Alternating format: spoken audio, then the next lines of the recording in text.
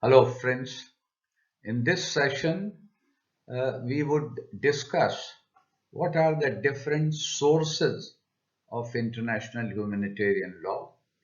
In other words, what is the legal basis, the foundation on which the edifice of international humanitarian law or the law of armed conflict rests. By the term sources of law, usually it is meant as to what is the origin of that law or something which provides an authority, a basis, a foundation for the rules or judicial decisions with regard to that body of law. Legal sources, in other words, they consist of organs which create legal rules. Organs, for example, maybe United Nations, maybe international society, or maybe in case of domestic laws, say the parliament or the legislature. And these include, in some cases, agreements, precedents, the customs which acquire the shape of law, and obviously the legislations. Pertaining to international humanitarian law, it is seen in two limbs, that is Hague law and Geneva law. As the names indicate, Hague and Geneva, they relate to the geographical location where these laws came into existence, and these are the two branches of law.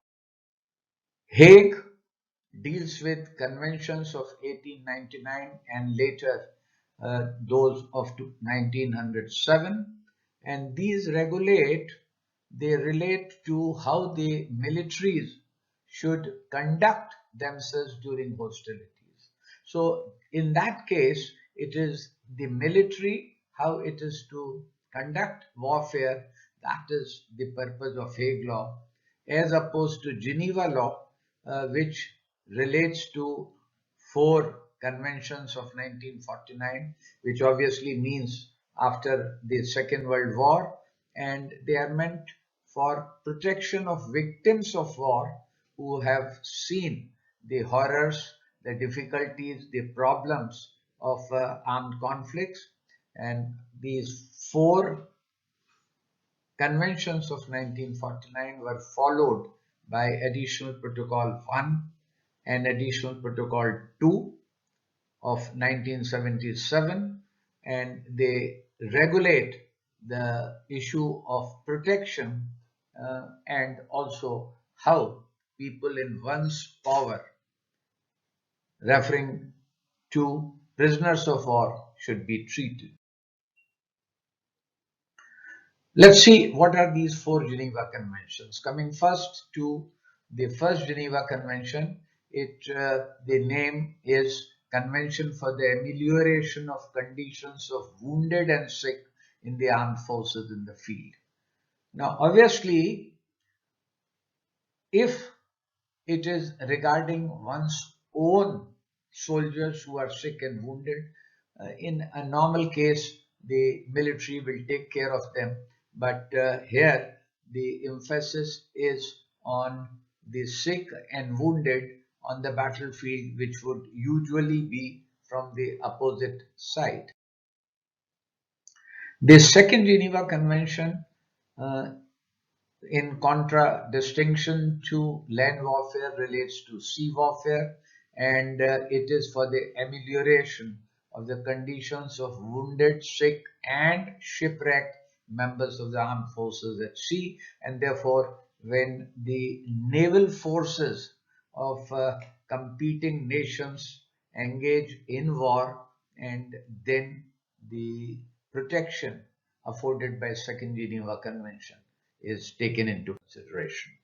The Third Geneva Convention relates to the treatment of prisoners of war. They may have become prisoners themselves or may have surrendered, or by whatever means they come, under the control and captivity of the opposing side, and then how they are to be treated is regulated by the Third Geneva Convention.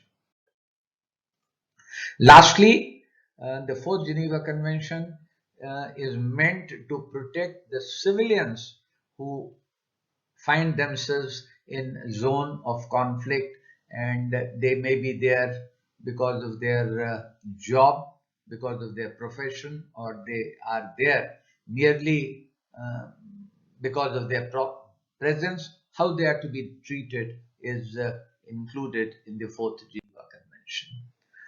Now, these are the basic sources. There are certain supplementary sources of international humanitarian law, and in this there is a protocol additional to Geneva Convention relating to protection of victims of international armed conflict. That's called Protocol 1. This is of 8th June 1977, and please note the word international armed conflict, and therefore the provisions contained in Protocol 1, it is actually called AP1, Additional Protocol 1, goes beyond the four conventions, and these are supplementary.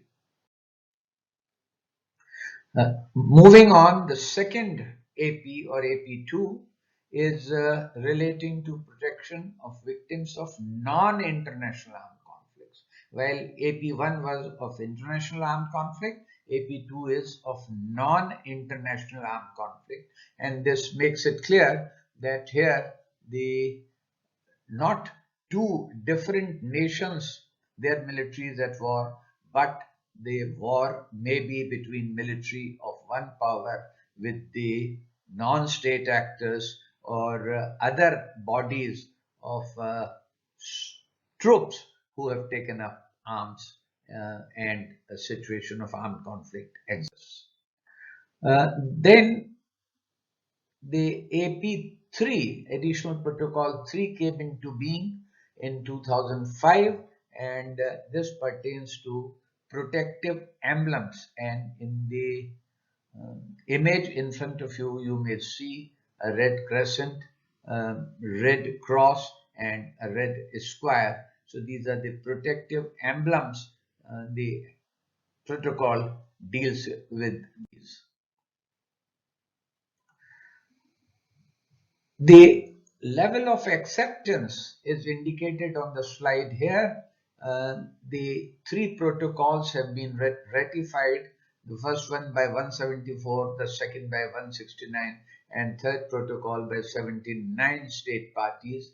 And despite want of universal adoption, because this is in the context of Geneva Convention, the 77 protocols are considered as part of IHL, and therefore they are being mentioned as the source of IHL. Apart from what has been stated so far, there is CCW, that is the Convention on the Prohibition or Restriction on the Use of Certain Conventional Weapons. And which are these weapons? Because these are those which may be deemed to be excessively injurious or to have indiscriminate effect. Now, this protocol convention came into being on 10th of October 1980, and this is known as CCW. This has got 5 different protocols under the CCW, and these are of 83 and later vintage. 83, the first one dealt with non-detectable fragments. Now, these fragments of ammunition or war material cannot be detected. That is how they are made, and there is a convention in the form of a protocol that deals with them. That is the first protocol. The next is dealing with prohibition or restriction on the use of incendiary weapons. Incendiary weapons which put out fire and create devastating impact, because the spread of fire were widely used in Vietnam War. And subsequently in 83, this protocol number 2 related to incendiary weapons. Subsequently, there were issues pertaining to ERW, that is explosive remnants of war. When the armed conflict is long over, yet there are explosives which continue to remain, in some cases hidden under the surface of the earth, and they get activated because of some pressure, and they have devastating effect. Injuries are caused, and what therefore is the duty, what should be done with regard to ERW, that is protocol number 3. Fourth protocol is on prohibition or restriction on the use of mines, booby traps, and other devices which are meant to trigger and get activated by way of touch or certain pressure. And fourth protocol provides protection and lays down regulations with regard to this. And lastly is on laser weapons, which have very serious consequences on vision, and they go to blind the person who has been affected, who has come in contact, and therefore this protocol number 5 deals with blinding laser weapons.